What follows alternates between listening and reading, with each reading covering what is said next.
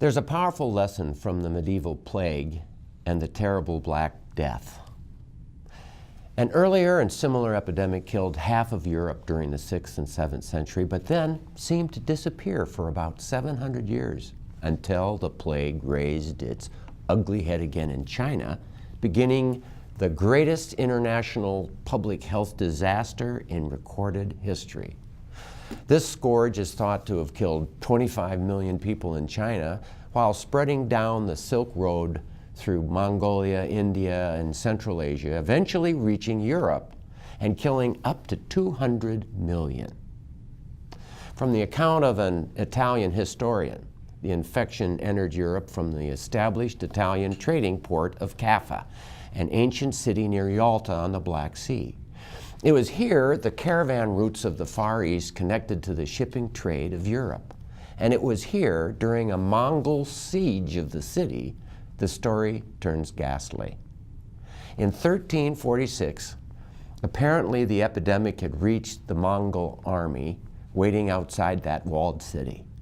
As they were struck down by the mysterious and deadly illness, they began hurling by catapult infected corpses over the walls. It was said mountains of dead bodies piled up inside, and indeed, the illness quickly spread within.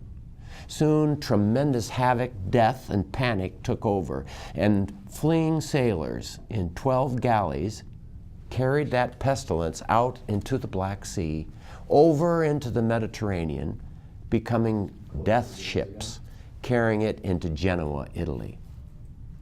Over the next 3 years, the horror spread through Europe, killing 1/3 to 1/2 of the European population. As one chronicled, so wasted the people that scarce the 10th person of any sort was left. People were horrifically lying everywhere unattended as they died. The consequences of such traumatic social stress resulted in widespread persecution of minorities, Jews, foreigners, beggars, lepers, even people with psoriasis, any strange rash, even bad acne. And if fear and paranoia were not enough, guilt went ballistic, with the Brotherhood of Flagellants and self-whipping growing to 800,000 people at its peak. 500 years later, scientists Alex Yersin and P.L. Simond defined how the plague bacteria, Yersinia pestis, infects fleas riding on the backs of rats. Infection within the flea causes a strange voracious feeding behavior and then vomiting.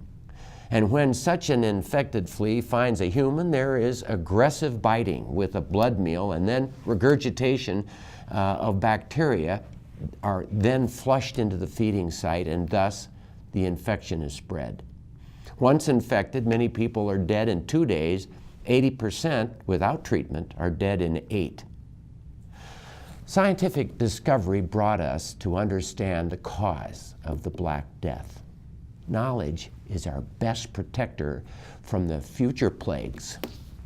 God bless science.